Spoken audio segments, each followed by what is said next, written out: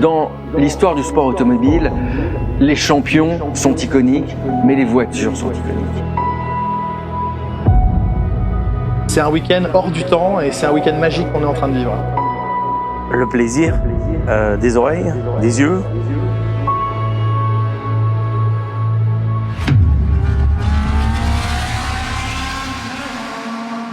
« 2025, c'était la 7e édition du Ken Grand Prix de France historique et je crois qu'on n'a pas été déçus.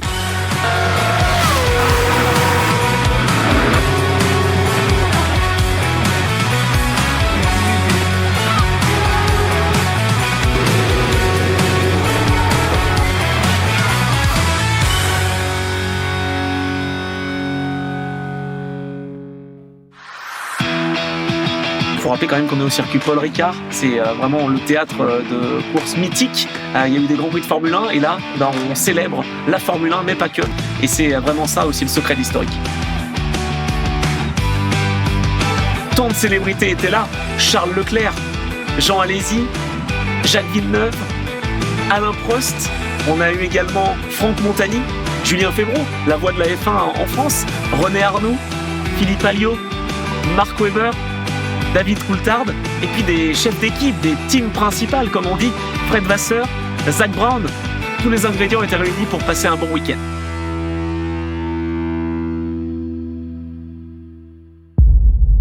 Le vendredi, les choses sérieuses commençaient avec les premiers roulages.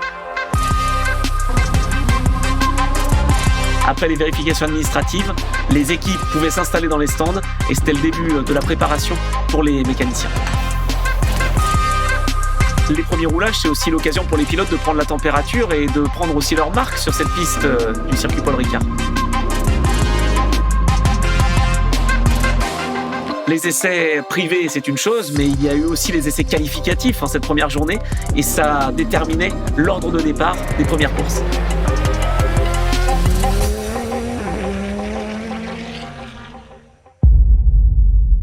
Le samedi, les choses sérieuses commençaient vraiment. Le Grand Prix de France historique, c'est avant tout la monoplace et la Formule 1 notamment, avec les voitures des années 80 qui nous ont tous fait rêver. Et là, elles étaient présentes dès la gridwalk, on pouvait les approcher.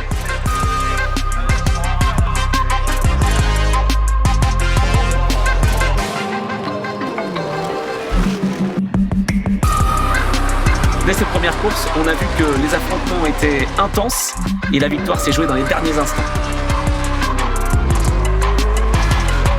On a les courses Masters historiques F1, mais on a aussi des courses de Formule 1 plus récentes. Et on entend des V8, des V10, des V12, mais aussi des voitures de Super League Formula avec des gros moteurs. On retrouvait aussi sur ces grilles des voitures historiques et mythiques qui ont marqué le monde de l'endurance et notamment des 24 heures du Mans, les fameuses groupes C. Des pilotes également mythiques, Marcel Fessler, vainqueur des 24 heures du Mans. On retrouvait également Stéphane Johansson, Danny Kvyat, ancien pilote de Formule 1, mais aussi Zak Brown et Julien Febvre avec Tristan Gondomandi. Franck Montagny me dit l'année prochaine, il faut que tu participes au Grand Prix de France historique, tu vas halluciner. Je crois que tu n'es pas prêt à vivre ce que tu vas vivre ce week-end-là. Et j'ai dit ah bon, à ce moment-là, il dit mais tu peux pas imaginer l'amour qu'on reçoit des gens. Et encore une fois, ça se fait dans une tellement belle ambiance. Les gens sont d'une gentillesse incroyable. On est entre passionnés et c'est extraordinaire. Cette édition du Grand Prix de France historique, c'était aussi l'occasion de célébrer les 20 ans d'un titre, le titre de Renault F1 en 2005 avec la R25. Et qui de mieux pour piloter cette auto que Franck Montagny? Ah, c'est ma famille. Parce que cette auto, j'ai fait 30 000 ou 48 km dedans, on a été champion du monde avec. Mais il y a 20 ans, quand je roulais avec ces autos-là, il n'y avait rien au sol, il n'y avait rien de mieux. Tu pouvais mettre ce que tu voulais, construire ce que tu voulais, il n'y avait rien de plus vite qui t'arrachait plus la tête que ça.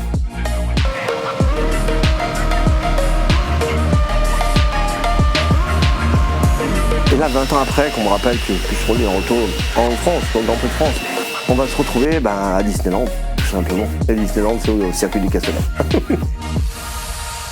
Un gros temps fort de la journée de samedi, c'était aussi le Fast and Famous. Retrouver des pilotes de légende dans des voitures de légende. Alain Prost était là, Jean Alesi, bien sûr, Thierry Boutsen, Philippe Alliot, et on a retrouvé Charles Leclerc, emmené en passager dans une Ferrari P4 par Jean Alesi himself. Une fois que les autos ont fait leur démonstration, les champions se sont arrêtés sur la grille et on avait Jacques Villeneuve, Mark Webber, David Coulthard, Adrien Tambay, vraiment tous ces pilotes-là qui ont fait un défilé à la Top Gun, emmené évidemment par Charles Leclerc et Jean Alesi. Et les pilotes se sont fait un bain de foule, c'était franchement des images incroyables avec une ferveur populaire exceptionnelle.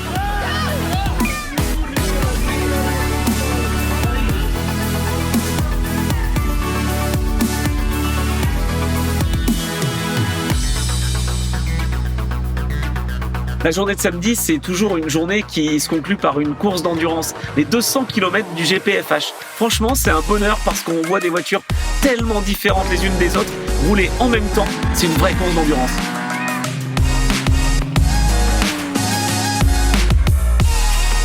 Une façon de conclure la journée de samedi assez intéressante parce que cette course d'endurance, elle a vraiment été très disputée. Et puis ensuite, les gens pouvaient avoir accès au feu d'artifice.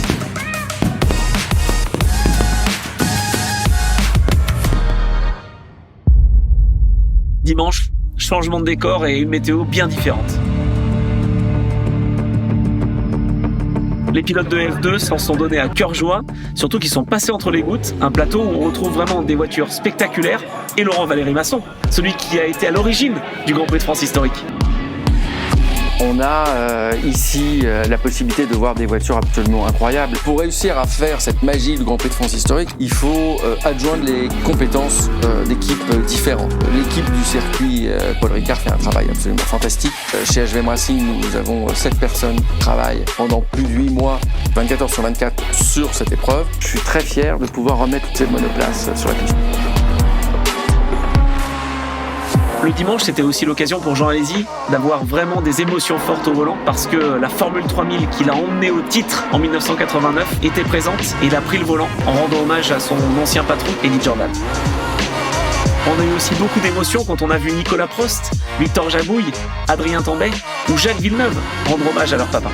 J'essaie de m'imaginer l'état d'esprit de mon père dans cette voiture, qui pour lui était la toute dernière technologie. Mais c'est tout ce qu'il connaissait, les pilotes. Et pour eux, c'était la technologie sécuritaire et ils prenaient des risques hallucinants avec ces monoplaces. Mais en même temps, ils savaient que c'était peut-être leur dernier jour sur la planète, donc ils vivaient différemment. Avec une météo un peu capricieuse, les Formule 3 ont dû composer avec la pluie. Et ça donnait des images très spectaculaires.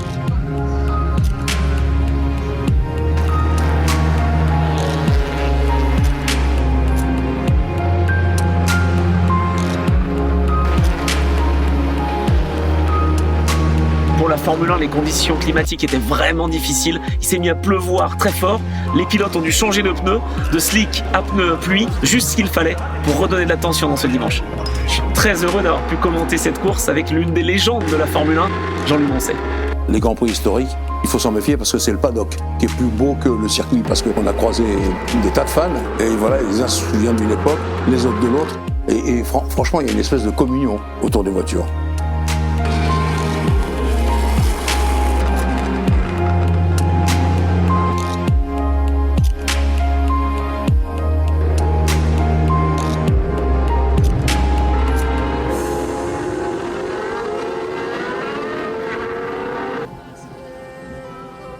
Un mot qu'on peut retenir pour conclure cette édition du Grand Prix de France historique, c'est la passion.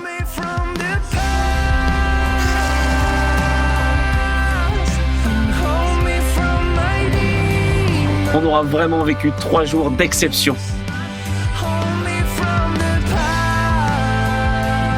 Il y a eu de l'émotion, il y a eu de la compétition. On sait qu'on pourra dire on y était, tous ensemble, on l'a vécu, on y était, au contact des légendes, au contact de ces voitures. Et voilà, ce sera un moment vraiment à part dans le calendrier, mais dans sa vie aussi. Le partage, il est là en fait. De vrais fans du sport mécanique, automobile et des pilotes qui vont avec. Si Goodwood y arrive, pourquoi pas la France ? La Formule 1 en France, c'est ici. C'est un vrai rendez-vous de passionnés. Je pense que le mot évident pour tout le monde, c'est passion, parce que je pense que tous les gens qui sont là, ils viennent pas ici pour autre chose que pour la passion. Le double droit du Bossé, précédé par la courbe de cygne, et puis l'accent du midi. Ça signifie qu'une chose, la banane.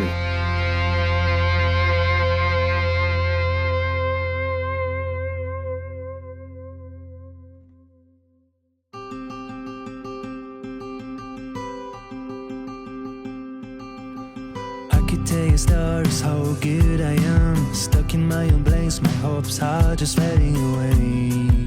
Yeah. Oh, I could tell you things so much how we do, but stuck in my own beds, my thoughts are just slipping away.